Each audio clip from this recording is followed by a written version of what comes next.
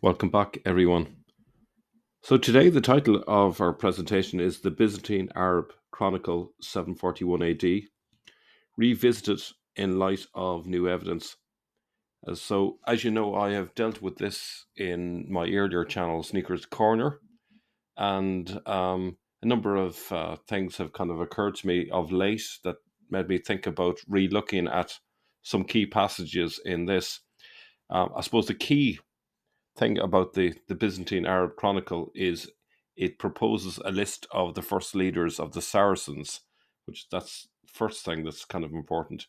The second thing it offers us is the supposed location of Mecca. And you'll probably remember that I suggested that because the Ur of the Chaldeans was most likely Edessa, I suggested that the location of Mecca, according to the 741 Chronicle, would have been somewhere between Edessa and Kara, which would have been somewhere like way up north, which would be, say, in southern Turkey nowadays, maybe northern Iraq, so somewhere up there. Um, Now, the thing about that, I was trying to imagine how they would have viewed Ur of the Chaldeans back then. Certainly in the 19th century, um, archaeologists suggested that Ur was in southern Iraq. So it's possible that back then they thought it was in southern Iraq. At least some people may have thought of it, even though that, in my view, is probably wrong.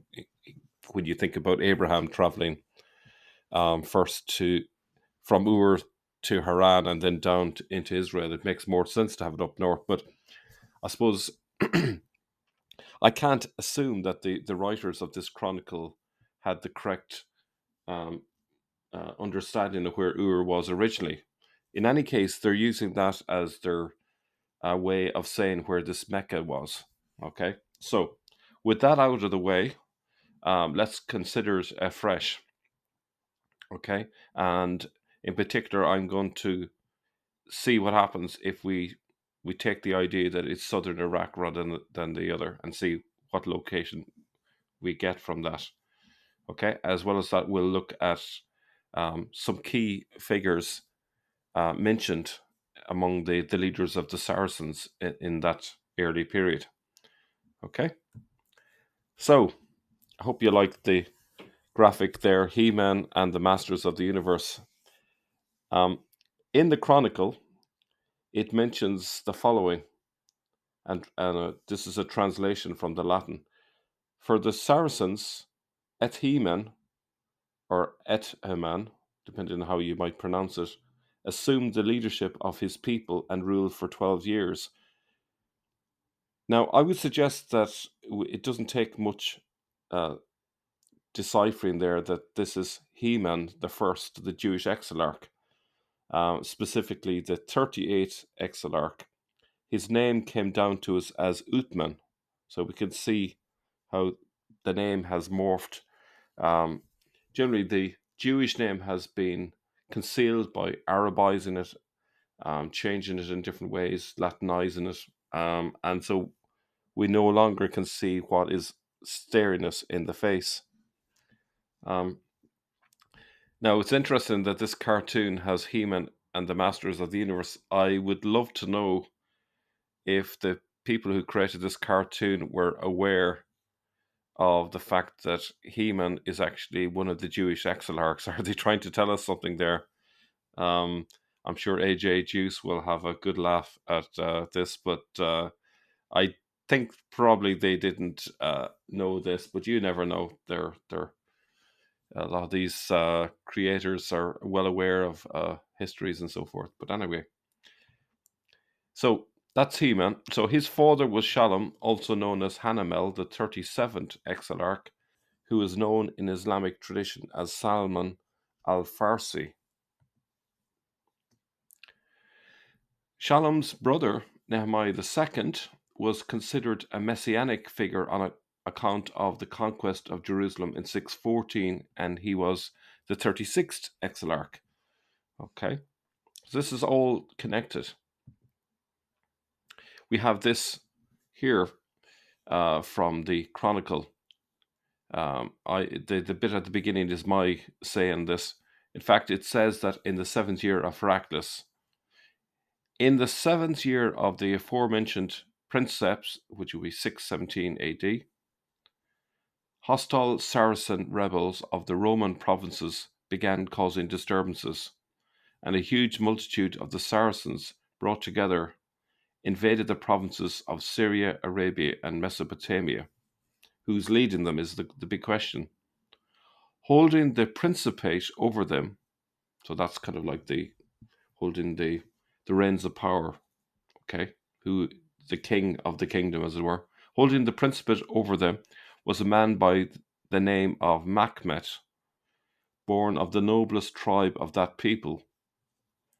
He was a rather knowledgeable man and a foreseer of some things to come. Now, based on everything we know, Machmet was clearly a messianic title. It meant essentially the same as Messiah. Now, for anyone to be a Messiah, and this is something I haven't emphasized enough, they must be in the line of David. They must be Jewish.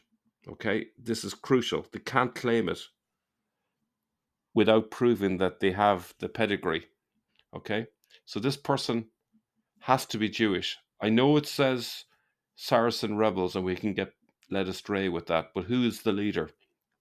It's a Jewish leader, and he has the title of Machmed. Okay, now it says born of the noblest tribe. Okay, so there's tribes and then there's noble tribes. Well, to be in the line of David is the noblest of the noblest. Okay, so that fits. Now, a knowledgeable man. Okay, a foreseer of some things to come, which could actually mean a prophet, but a knowledgeable man. Who would be knowledgeable? Well, the exilarch. The exilarch is involved in leading the Jewish people, would have some knowledge of the Talmud, in fact, an in-depth knowledge of the Talmud and languages and so forth. Okay, leading the people in many different ways. Okay, so that would fit the bill. Okay, now if we think about it, who was it that conquered Jerusalem? It was Nehemiah II. Now there's a bit of confusion around when did he die. I just assumed from one paper I've read that he was killed and died in 614. I've heard from AJ Juice that there's some questions about that. It could have been a little bit later that he actually died. That's the nature of it. But he was still alive in 617. Then Machmed would certainly be him. Okay. So Nehemiah II would therefore be considered the one titled Machmed. He was the first in the line of David at that time. If you're first in the line of David, you became the exilarch, essentially. There is confusion as to whether he died in 614 or 617, as I've just mentioned. If the latter, this makes more sense. Okay. All of these trace their family tree back to David and hence could potentially claim to be the Messiah, the Machmed. So, in case you're not getting this, the line of David here in this terminology would be the same as the line of Machmed and the line of Ahmed. Okay, so we can see there, and this is just a tiny part of the overall family tree, but Nehemiah II was the 36th exilarch from 606 to sometime such as 614 or 617, depending on which is the accurate dating on that. Hanamel, or Shalom, was the 37th exilarch, the brother of Nehemiah II. He's known in Islamic traditions as Salman al-Farsi. So you can see that names are being Arabized. Okay, now Nehemiah has been given the title of Machmed. That's a Jewish title there. So that's not completely Arabizing, it's not completely concealed. Okay. So Salman al-Farsi, or Shalom, had a son, and his name was Heman I, the 38th exilarch, and he has come down in Islamic tradition as Uthman. It's because of that ET that's been added to Heman, Heman, Uthman. Hopefully that's clear enough. Okay, so the ek becomes the u, and there you have that. Okay, so just a bit of a jumbling around with letters, and you have Uthman. All right. Now, what we find is that in each case, their names have been Arabized so that intentionally or unintentionally their more Jewish names are concealed. Now, in relation to this, I got a very interesting comment from a viewer called Century Sense 4312 yesterday, and thank you very much to you. This is probably was the inspiration of this video, to be honest. It triggered something in my mind. I was driving along today, and it just popped into my mind about the Chronicle. Hadn't looked at it in a while, and just the penny dropped, and I went looking at it, and I was, okay, I think I've got something here. So anyway, thank you to that viewer. He says, I remember a story from Mahmud Ahmadinejad's time that said that one reason why he took such a virulent anti-Israel stance was because there were rumors of a Jewish background in his family history, and that this aggressive stance was made partially to counter those rumors. That's understandable. The story said that while his father did change their family surname, that there was no known Jewish history there. I now look back on that story very differently after learning all this information about the exilarchs from you. His mother was supposedly a descendant of Muhammad, and the new surname they took means in the lineage of Ahmad. I didn't know that. Ahmadinejad means in the lineage of Ahmad. Very interesting. So it's kind of a taking on a name like Ahmadinejad is essentially claiming Jewish ancestry. Didn't know that. It all seems to be ringing bells in my head. Maybe I'm reaching, but perhaps it's worth looking into him and his real family history. Big fan of your work, Mel, by the way. Thank you very much. It's very kind of you. So look again. So Ahmadinejad means in the lineage of Ahmed. And as I've explained up here, the line of David is the same as the line of Mahmed. It's the same as the line of Ahmed. Okay. So that name, that surname is literally sending out the message that he's Jewish, he's and can trace his ancestry all the way back to King David. That's quite incredible, isn't it? Now, so that's the man himself, and we can see here. This is taken from Wikipedia. His mother, Hanam, was a Sayyida, if I'm pronouncing it correctly, an honorific title given to those believed to be direct bloodline descendants of the Islamic prophet Muhammad, but also I would suggest it ultimately means a descendant of King David. Okay. Now, finally, in this document, the Chronicle that I've mentioned, we have the first mention of Mecca outside of the Quran. So remember, the Chronicle was written in 741 AD. And where it places, it confirms what I've been saying. Okay, so we're looking at it afresh now, taking Ur of the Chaldeans as in southern Iraq. In the first year of his rule, he directed all the experience and virtue of the mind of his army against Abdallah, whom his father had attacked so many times in various wars, all the way finally to Mecca, as they consider it, the home of Abraham, which lies in the desert between Ur of the Chaldeans and Kara, the city of Mesopotamia. Now, this is talking about Abd al-Malik waging a war, and he goes all the way to Mecca. Okay. Now, we obviously know that Baghdad is the center of power. It's where all the academies are. Okay. But is this the solution? Okay, let's have a look. So, the question is where the author thought Ur of the Chaldeans was. This is the bit that's crucial. I believe it makes more sense for it to be the location of Edessa. However, Perhaps the author thought it was in southern Iraq. So I've mentioned this a few times. Sometimes things are said provisionally, and when I suggested Edessa, it's provisional on the basis that that is probably the more historically accurate location, but the author of this chronicle may have thought it was elsewhere. In any case, if we accept it was in southern Iraq that he had in mind, then where does that give us? Okay, so you can see on the map on the left, Karhe, which is Kara, it's just there on the map, just below Edessa. Okay, so on the right, Karhe is just south of Haran there on the map. So we see that red line there, and we have Ur suggested there on the map as well. So somewhere between the end points of that red line is where is Mecca or Mecca. Okay. Now, here's another map. This is a map of Iraq. So that I would suggest that somewhere in there would be the middle point.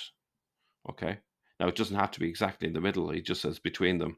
But there's where all the action is happening. You have Al-Hira, you have Surah, you have Baghdad, etc. All those locations. All right. Pampatita, which is actually, as we discovered, Baghdad. All right. Now, let's look at this. So we know from the Qibla directions that Baghdad was a central focus, which is no surprise because that's where the exilarch lived. That's also where the caliph lived. Now, you will notice that there are some lines that are going parallel to Baghdad. If you see where Karbala is, and it's heading down sort of to the bottom left, if you follow those red lines down, guess where these Qibla lines are pointing to? Jerusalem, which no doubt was a place where the exilarch lived for some time. Nehemiah II, for example, lived there. And then there's the odd line. There's a line there passing by Najaf. That one comes close to Petra, but not quite connects with Petra.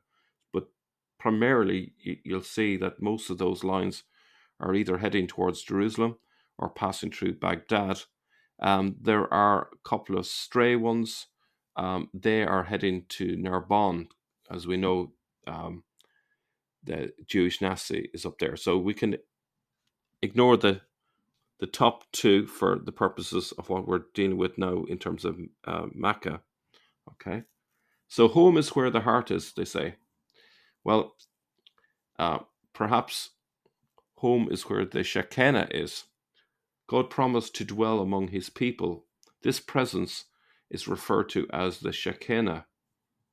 Wherever the exilarch was, there was the Shekhinah.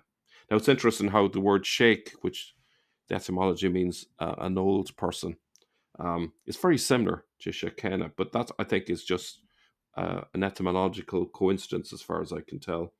But in any case, passing that over, and that's just an observation, not an assertion here. Where the Shekhinah was, there was Mecca or Mecca. That's the idea. So the exilarch happened to be in Baghdad, so that's where they believed the Shekhinah was. And according to the 741 Chronicle, that was where Mecca was. Doesn't necessarily mean that was what is suggested at the time of the writing of the Quran, but possibly. Okay. Now, the point with the Shekhinah, it isn't fixed. It's wherever the exilarch is, so it's movable. So that's something that I'll keep having to repeat because a lot of people have got the idea that it has to be a fixed location. It doesn't. It all depended on where God's presence is, which according to the Jewish thinking was where the exilarch was, the Jewish leader. Okay. Now we have to come back to Benjamin of Tudela again. Again, this is really significant to understand all of this. I think this may be the third time I've come back to him, and it's really for the benefit of those who who don't always see all of the videos, and you may be lost. So it's really for those people. But for those who've seen it before, it might be no harm to see one more time just to kind of grasp this. So I'm just going to read from this at length, really, and I'll pick out any key points here.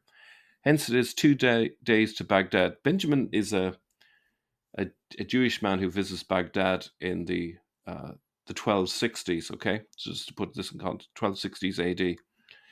It is 2 days to Baghdad, the great city and royal residence of the Caliph Emir al-Mu'minin al-Abbasi of the family of Muhammad. He is the head of the Mohammedan religion, and all the kings of Islam obey him. He occupies a similar position to that held by the Pope over the Christians. Now, if we think about the idea that the religion is called the Mohammedan religion, and we know Mahmed is a Messianic title, then essentially this is a Messianic religion. It's worth bearing that in mind. So the Caliph is the head of a Messianic religion. Essentially, they've turned their family lineage into a religion. It's almost called turning yourself into a religious, well, I won't say god, but it's not far off it, is it? So your family has become a religion, essentially. He has a palace in Baghdad 3 miles in extent, wherein is a great park with all varieties of trees, fruit bearing otherwise. All of that is kind of not relevant. Let's just jump on and down a bit further. There, the great king Al-Abbasi, the Caliph, holds his court, and he is kind unto Israel. Now, that says so much. If we think about the relationship between Iran and Israel at the moment, good reminder for both groups that Jews and Muslims used to have a very friendly and very close relationship back in the 13th century. So just a reminder. So he is kind unto Israel, and many belonging to the people of Israel are his attendants. So the Jewish people are working for him. He knows all languages. Bit of an exaggeration, but he's a multilingual person. He's well versed in the law of Israel, so he knows the Torah. He knows all the various laws and so forth. Sounds quite Jewish, doesn't it? He reads and writes the holy language, Hebrew. Okay, so bear that in mind. And let's look at this other passage again from Benjamin of Tudela. The men of Islam see him once in the year. The pilgrims that come from distant lands to go unto Mecca, which is in the land of El Yemen, are anxious to see his face, and they assemble before the palace, exclaiming, Our Lord, light of Islam, and glory of our Lord, shows the effluence of thy countenance, but he pays no regard for them. This is with an interpolation, and the one that is put in there is, which is in the land of El Yemen. Let's look at it without the interpolation, and then it will jump out at us quite clearly what's going on here. So the men of Islam see him once in the year. We'll see this point being repeated multiple times. The pilgrims that come from distant lands to go unto Mecca are anxious to see his face. Where is he? Baghdad. Okay? And they assemble before the palace, exclaiming, Our Lord, light of Islam, and glory of our law, show us the effluence of thy countenance. But he pays no regard to their words. Here it makes more sense that the residence of the exilarch and caliph is Mecca. Seeing his face is what the going on the annual pilgrimage is all about, which you can see there. So they go see him once in the year. Okay. Now, considering the geography, it doesn't seem likely that they're going to Baghdad and then do another round trip to Mecca, which is hundreds and hundreds of miles away. It seems that this is the objective in the 13th century, the 1260s. Okay. Is all of this making sense? So there we have it. Who'd ever thought that Heman, the Masters of the Universe, would have a link to Mahmoud Ahmadinejad? So there you go. Talk to you all very soon. Bye-bye.